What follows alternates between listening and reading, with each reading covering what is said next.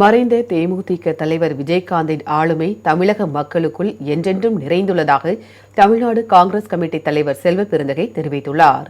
சென்னை கோயம்பேட்டில் உள்ள தேமுதிக தலைமை அலுவலகத்தில் மறைந்த அக்கட்சியின் தலைவர் விஜயகாந்தின் 2ஆம் ஆண்டு நினைவு தினத்தை முன்னிட்டு பல்வேறு நிகழ்ச்சிகள் ஏற்பாடு செய்யப்பட்டுள்ளது.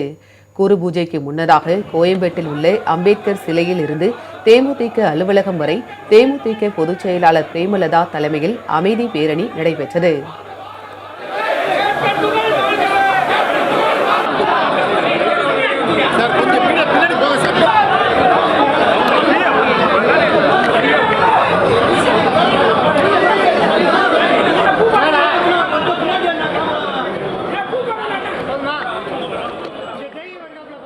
இந்நிலையில் விஜயகாந்தின் நினைவிடத்தில் துணை முதலமைச்சர் உதயநிதி ஸ்டாலின், தமிழ்நாடு காங்கிரஸ் கமிட்டியின் தலைவர் செல்வ பெருந்தகை, அமைச்சர்கள் ஏவ வேலு, மா சுப்பிரமணியன் உள்ளிட்டோர் மரியாதை செலுத்தினர். பின்னர் செய்தியாளர்களை சந்தித்த செல்வ பெருந்தகை, ஒரு தூய்மையான மனிதர் அரசியலில் எப்படி இருக்க வேண்டும் என்று எல்லோருக்கும் வழிகாட்டியாக விஜயகாந்த் இருந்ததாக தெரிவித்தார்.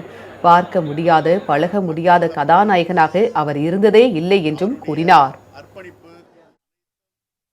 என்றென்றும் தமிழ்நாட்டு மக்களுடைய மனதில் கேப்டன் விஜயகாந்த் என்பவரை அகற்ற முடியாது.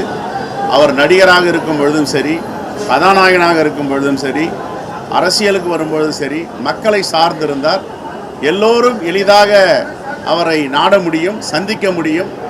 மக்களோடு மக்களாக களத்தில் இறப்பார். ஏதாவது போராட்டம் என்றால் வேட்டியை மடித்து கொண்டு மக்களோடு சென்று விடுவார். பார்க்க முடியாத ஒரு நடிகராகவோ பழக முடியாத ஒரு கதாநாயகனாக அவர் இருந்ததில்லை. அப்படிப்பட்ட ஒரு பண்பாளரை தமிழ்நாடு எழுந்திருக்கிறது. அவருடைய நினைவேந்தலில் கலந்து கொண்டு அவருக்கு காங்கிரஸ் பேரியக்கத்தின் சார்பாக மலர் அஞ்சலியை செலுத்தியிருக்கிறார்.